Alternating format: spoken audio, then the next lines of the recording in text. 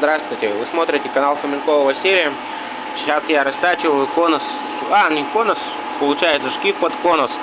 Вот покажу маленько, как я это делаю. Так. Обороты я поставил маленькие. Вот, выставил так. Граф и потихоньку начинаю точить. Я наварил его, шкив сам. Сейчас обтачиваю. Тихонько вот кручу. Вот штуку потихонечку добавляю. Сварка крепкая. Сейчас обтачиваю.